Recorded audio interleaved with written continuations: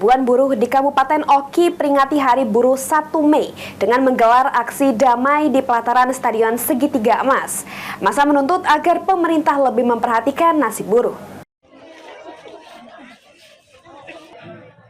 Memperingati May Day atau Hari Buruh, ribuan buruh di Kabupaten Oki menggelar aksi di pelataran Stadion Segitiga Emas Kayu Agung. Massa aksi menyuarakan nasib mereka agar Pemkab Oki lebih memperhatikan jaminan kerja dan kesejahteraan di kalangan buruh terutama di banyaknya perusahaan di Kabupaten Oki. Syaiful, koordinator aksi, mengatakan mereka berharap agar dibentuknya UMK yang sesuai yang selama ini mereka diterima masih jauh dari ketentuan yang ada.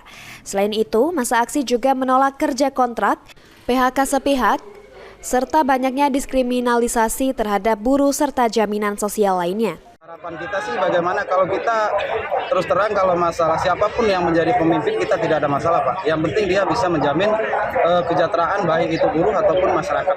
Tentunya untuk pengawas ini sudah ada UMK mereka. Tadi Oki yang mayoritas di sini banyak perusahaan-perusahaan sawit dan banyak karyawan yang bekerja di perusahaan, tapi belum ada UMK-nya. Massa aksi menumpukan harapan kepada pemerintah daerah sebagai pemangku kebijakan dengan membuat aturan terhadap perusahaan-perusahaan yang ada di Oki sehingga bisa berpihak kepada nasib dan kesejahteraan semua buruh. Aksi yang berlangsung damai ini dengan dikawal ketat oleh ratusan personel Polri, TNI, dan Pol PP. Novan Wijaya, PAL TV.